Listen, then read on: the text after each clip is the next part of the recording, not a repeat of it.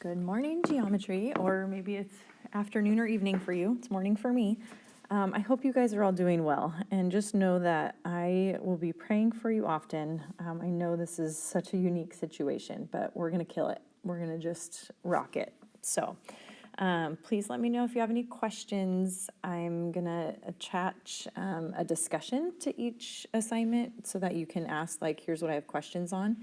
And then we will either do a Zoom conference at times to go over some questions, or I will just post a video of me going over the questions that you had as much as I can. So stay tuned for what is to come. We've got this, okay? Just make sure you're watching the videos all the way through, because I'll say key things that obviously you won't hear from me in a classroom setting. So stick with me and we'll get through this together. Hope you're all doing well and enjoying maybe sleeping in a little bit. That would be nice. Okay, so we are going to talk today about 11.2a, which is surface area of a prism. That also involves lateral area. Lateral area you find first in order to find surface area. So we're going to be talking about lots of polyhedrons today. Starting with a couple terms here. So first key term that we need to talk about is a prism. A prism is a polyhedron with exactly two congruent and parallel faces that we call bases. Your lateral faces then are all of the other faces for the figure, which are typically rectangles. For what we're going to do, it's usually going to be rectangles. But if you look here, let me just show you the pieces of this. So your bases will be, for instance, in this figure, your bases would be the two pentagons. This is a pentagonal prism. And then your lateral faces are all the faces that wrap around that figure. So you would have 1, 2, 3, and then in the front 4 and 5. Those are your lateral faces. Same goes if you look at the triangular prism next to you. Your bases would be here and here, okay, your triangles. And your bases don't always have to be top and bottom. If you look down here, these two are your bases down there. It's on the left and the right at those right prisms. So just know that it doesn't mean top and bottom. It's not base means bottom. It's base means the two things that are parallel and congruent to each other. Okay, then you have your lateral faces. So you have 1, 2, and then in the front 3 lateral faces there. We're going to be talking about how you find the area of all that. Now, the nice thing is you will have a way to do it, kind of the longer version, but a way you already know how to find the area of all those things, or we're going to give you a formula. I highly recommend the formula because it saves you a lot of time. Side note, if I'm ever going too fast, pause me. Just pause, take your notes for whatever you need to take notes on, and then you can start up again. Okay. Okay, so next couple of terms, altitude.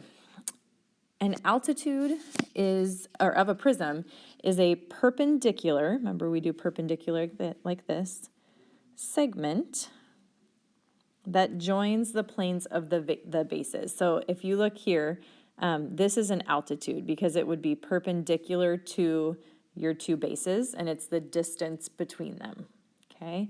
Another way of saying that is a height, and that is just the length of the altitude, okay? So when we say height and altitude, they're basically interchangeable.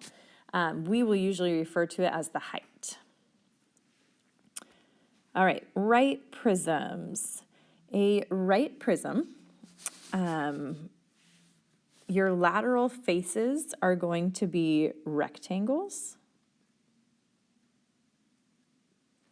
And your lateral edge is an altitude. So in other words, your height, your altitude will always be one of the edges of the figure, whereas an oblique prism is kind of like you tapped on the top of that figure and just kind of slanted it over a little bit. So like I pushed and oh, now we're leaning over. Well, in that lean, the height now isn't going to be one of the sides of your figure anymore. So now all of your lateral faces are not necessarily rectangular. So some or all of the lateral faces will be non-rectangular in oblique, but they will always be rectangular in the right prism. So rectangle, rectangle, this bottom one would be a rectangle. So that's the difference between right and oblique. We tend to work most with right prisms. There will be a few oblique ones in there, but for the most part, they're right prisms. Okay, we are going to figure out how this surface area comes about. So think about what surface area is. We're looking for the area of the entire surface of this figure. So if I take this figure, and let's just lay it out as a net, okay? So I'm going to make my bases these two, just because that keeps my height vertical here, but you could do it differently. So if I lay that out, I'm going to set up my rectangles as a net here.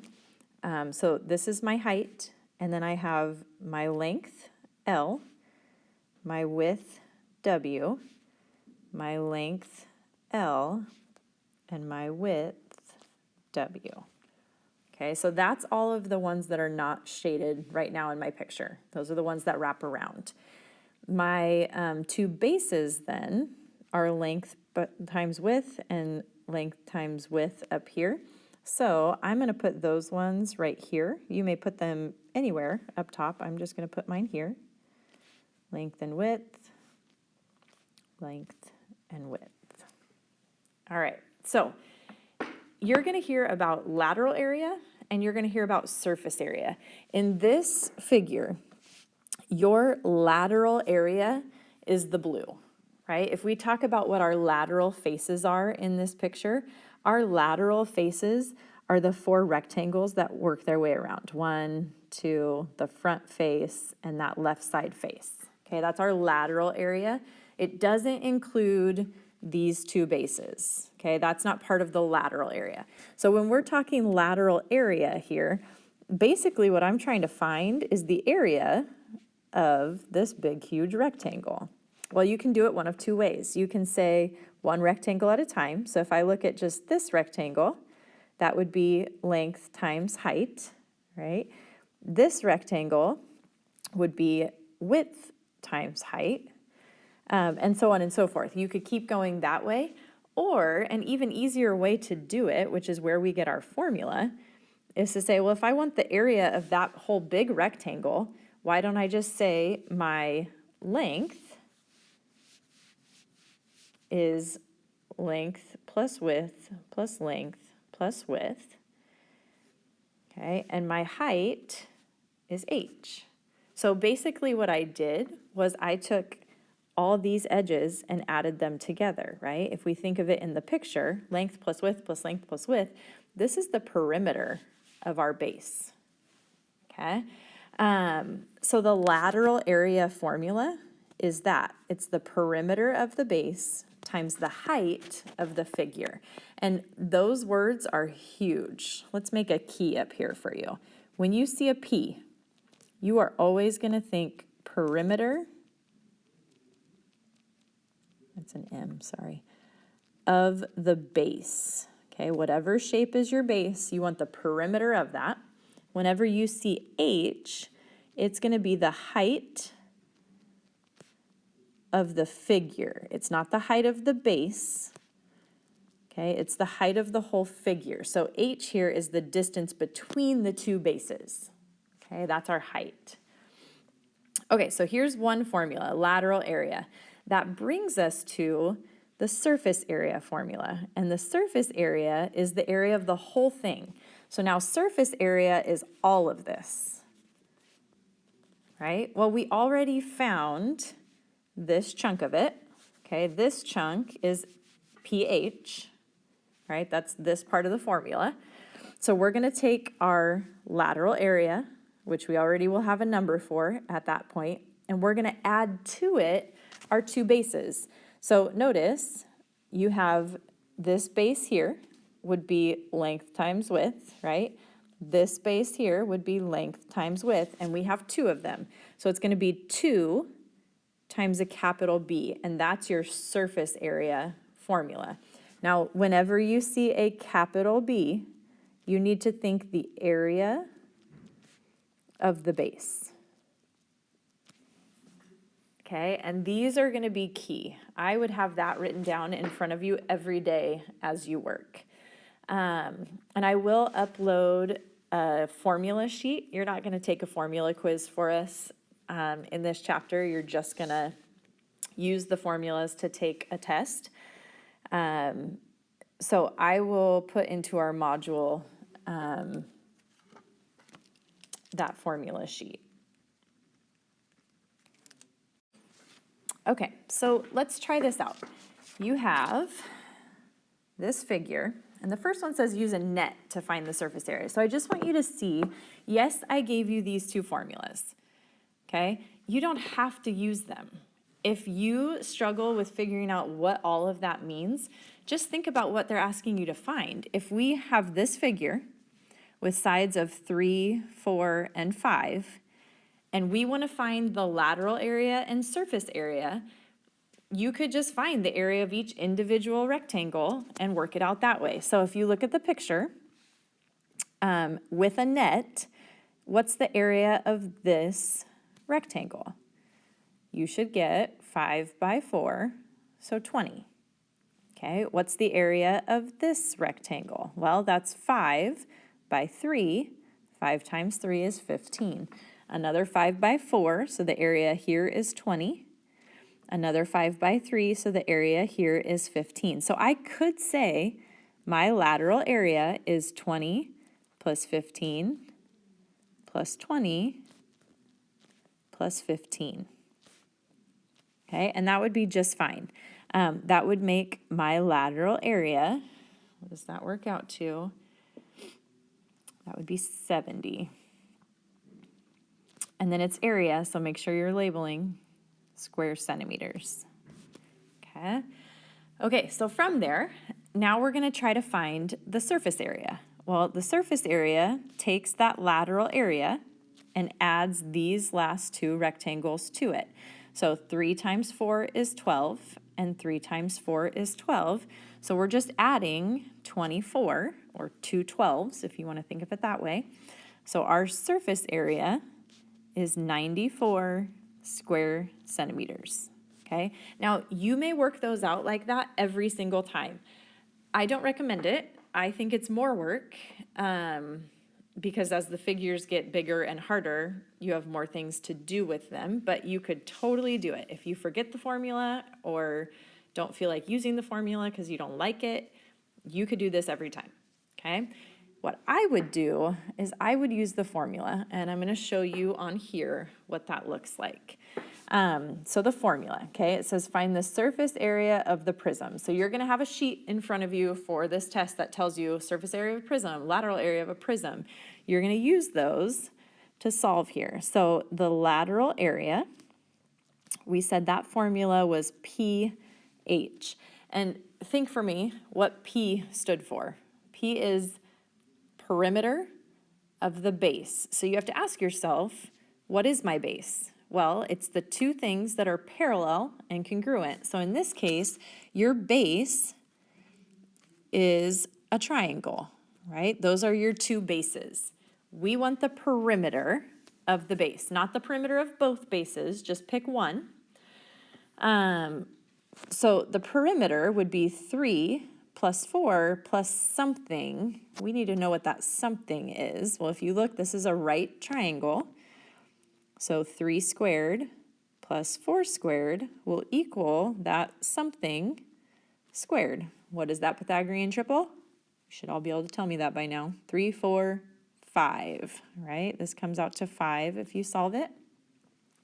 So for P, our perimeter is 3 plus 4 plus 5. Okay, that's P. H is the height of the figure. okay? Not the height of the base. It's not the height of the triangle. It's not one of those numbers. It's the distance between your two bases. So the height of the figure, that's this one, is 6. Okay, so that's your H, and that will get you your lateral area. So our lateral area, 3 plus 4 plus 5, is 12 times 6, which means our lateral area is 72 square centimeters. Okay, so there's that. Your surface area is this formula then. It's the lateral area plus 2 times the area of the base. Well, what's your lateral area? You already have that, right? Lateral area is here. So 72 plus 2, because there are two bases, and we're going to multiply by the area of the base. Remember, capital B is the area of the base. So if this is our setup, the area of this base would be base times height, so 3 times 4, cut in half, right? Area of a triangle is 1/2 times the base times the height. So the area of our triangle is going to be 6 square centimeters. That number, that 6, is what's going to go here for B. So our surface area is 72 plus 12, which means we have a surface area of 84 square centimeters. Okay, that's what you're going to be doing for today. So finding the lateral area, finding the surface area. I would use the formulas if I were you, but you can always just break it down one polygon at a time and then add them all together at the end. That works too. Okay.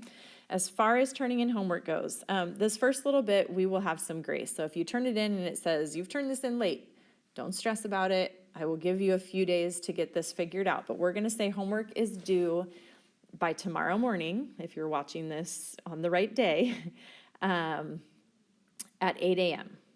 Then at 8:15, I will open up so that you can see the answer key to the homework.